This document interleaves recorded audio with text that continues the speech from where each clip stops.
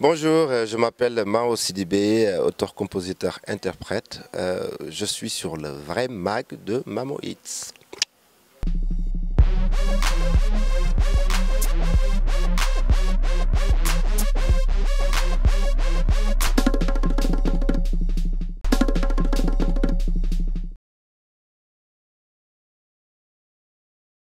Mon premier geste du matin, c'est déjà de boire un café et de m'installer dans le studio. Et après, à la recherche d'inspiration, mais on ne sait même pas exactement quelle inspiration, mais en tout cas, on se pose devant et puis on attend que ça vienne.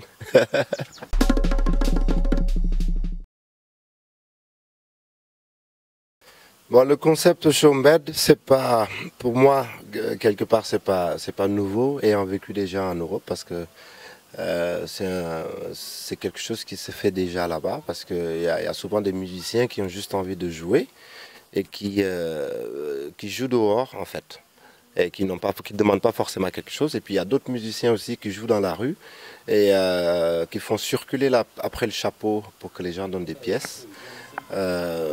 Moi, j'ai eu envie de créer le concept showmed au Sénégal. C'était pas pour gagner de l'argent, justement, c'était pour partager la musique avec peut-être des gens qui n'ont même pas forcément envie ou bien qui ne vont pas vers la musique. C'est amener la musique partout, en fait. C'est-à-dire que là, aujourd'hui, avec ce concept-là, avec la formation que j'ai, je peux jouer n'importe où et n'importe quand. Et voilà, c'est juste, quelque part, on s'amuse et puis on fait de la musique et puis on partage ça avec d'autres gens.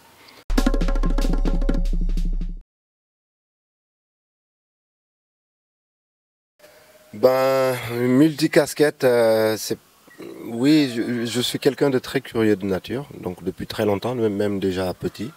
Je me rappelle quand j'étais petit, j'ouvrais toutes les radios de mon père en fait pour les réparer alors que c'était même pas cassé en fait parce que j'avais envie de voir comment ça fonctionne à l'intérieur et tout ça et aujourd'hui cette curiosité est rapportée plutôt à l'art en fait et donc ce qui fait que j'ai voulu composer parce que j'avais envie de comprendre comment on compose et puis j'avais envie aussi de pouvoir expliquer aux autres compositeurs qui composaient pour nous à l'époque avec mon groupe, les idées de son, de mélodie que j'avais. Donc c'est ça qui m'a amené à composer. Et par exemple pour la vidéo, c'était parce que j'avais pas le choix. C'était une vidéo notamment We Back de Nidoff où on n'avait pas, celui qui devait tourner la vidéo nous a lâché au dernier moment. Et bon, il a fallu qu'on trouve une solution. Donc on a trouvé une caméra, on a tourné comme ça et puis on s'est dit on va trouver quelqu'un pour faire le montage. On n'a pas trouvé quelqu'un pour le montage donc j'ai regardé sur YouTube, sur les différents sites en fait qui existent sur le net et à partir de là j'ai regardé des tutos et tout ça et j'ai commencé à apprendre comment on fait le montage, comment on importe les images et comment on coupe machin et petit à petit en fait j'ai été pris de passion et j'ai eu envie de continuer. Voilà.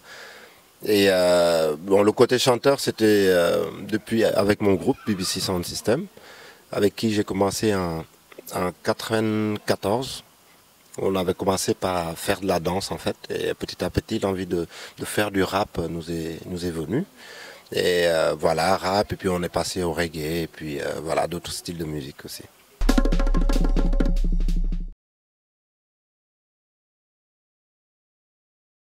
Bah, c'est un peu dur de dire le clip que je préfère. Parce que bon, on va dire que tous les clips que j'ai faits, j'aime quelque chose, même si j'aime pas tout, il y a des choses que j'aime parce que j'ai aimé les réaliser. Même si après, avec le temps, on progresse et puis les premiers clips qu'on a faits, on a envie de les refaire encore parce qu'on a d'autres idées, parce qu'on a beaucoup plus d'expérience. Mais le clip que j'aime beaucoup, c'est Happy. Et pourquoi j'aime beaucoup, c'est la façon dont c'est venu à moi.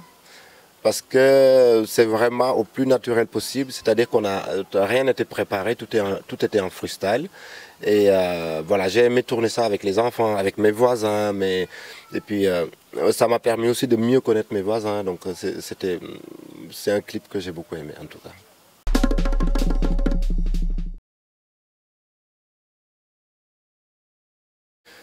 pourquoi accent grave? J'ai donné ce nom-là à mon premier album parce que pour moi, l'accent fait partie de ma vie depuis presque ma naissance, on va dire.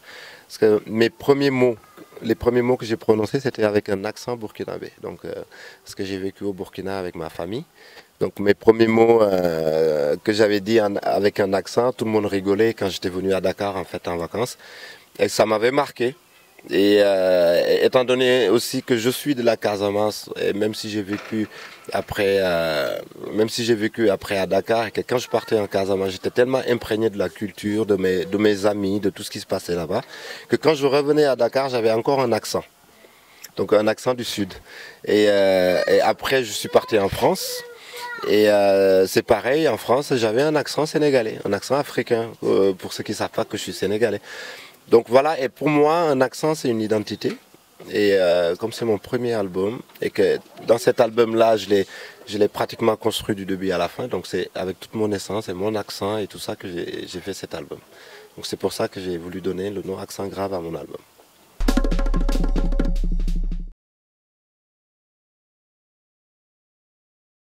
Bah, oui, ça a été sélectionné chez Oprah et c'était une grosse surprise pour moi.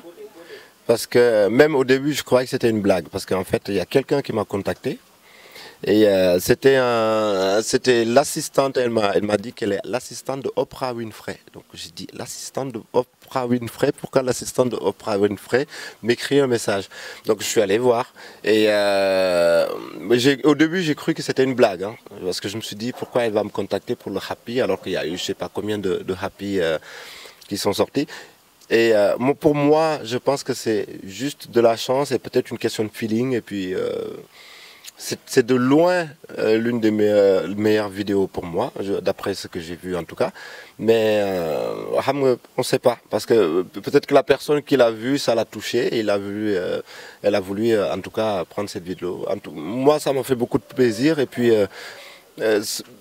ça m'a montré que je ne l'ai pas fait au moins pour rien. Voilà. Même si on s'est amusé à le faire, c'est arrivé à un stade où on ne pensait pas que ça allait arriver jusque-là. Donc c'était une belle expérience pour moi.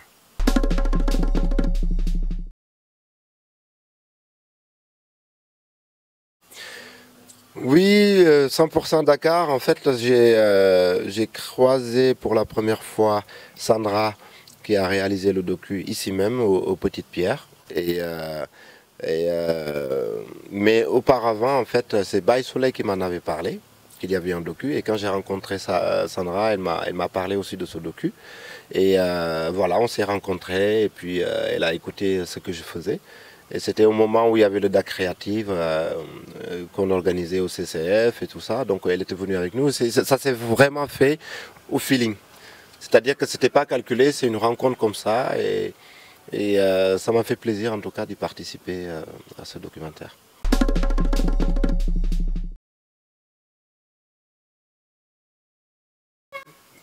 Bah, pour moi, la question de rap fake et real,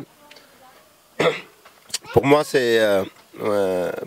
dans le fond, ça n'existe même pas. Et c'est bien dommage parce que ça fait partie des choses qui freinent le rap sénégalais quelque part.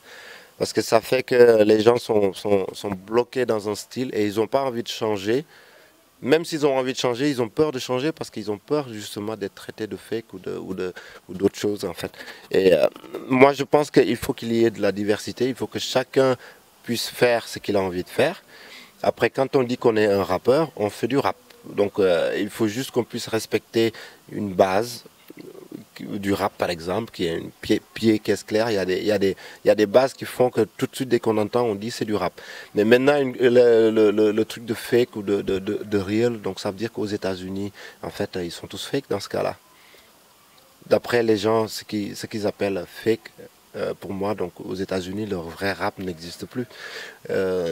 C'est important en tout cas qu'il y ait du underground, vrai underground à l'ancienne. C'est important qu'il y ait des nouveautés aussi comme les Naija, la musique nigérienne actuelle en tout cas. Il faut qu'il y ait d'autres aussi qui mélangent un peu avec des instruments traditionnels et qui essaient de mélanger avec nos cultures et tout ça. Et tout ça, ça augmente la richesse du rap.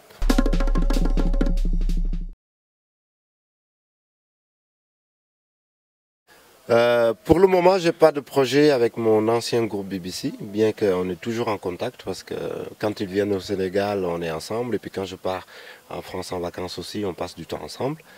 Mais musicalement, c'est un peu dur parce que du coup, le troisième qui est Kadou, lui, il est beaucoup plus dans la technique du son que dans la musique même. Donc il a arrêté de chanter à peu près 3 ans.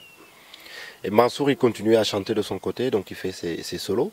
Et on a prévu même de faire des featuring, lui et moi, dans nos prochains projets. Et puis, qui sait, on parle souvent de reformer le groupe, même si c'est pour faire un projet. Mais c'est de plus en plus dur, d'autant plus que moi je suis rentré au Sénégal et eux ils sont en France, donc la distance aussi, c'est pas évident avec la distance. Mais Inch'Allah, un jour on aura l'occasion de refaire un son.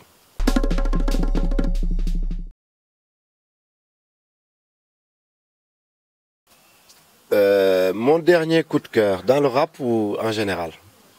Bon, comme j'aime bien le rap, j'aime bien Mangaka Blindé en fait. J'aime bien Ngaka Blindé parce que c'est un jeune qui est dynamique et qui a beaucoup de talent, qui apporte aussi du sang neuf dans le rap. Je vais en citer un autre aussi, si tu me permets, c'est Deep Doundou aussi. J'aime bien sa plume, j'aime bien sa façon d'écrire, j'aime bien son charisme et, euh, et voilà quoi. Donc c'est les deux révélations en tout cas pour l'année 2014 pour moi. Donc Deep et Ngaka Blindé. Et puis ça ne veut pas dire que les autres sont pas bons, mais en tout cas c'est ce qui m'a touché cette année. Hey hey, c'était Mao Sidibé sur le vrai mag avec Momo Hits. Yes, I. À bientôt pour un nouveau numéro.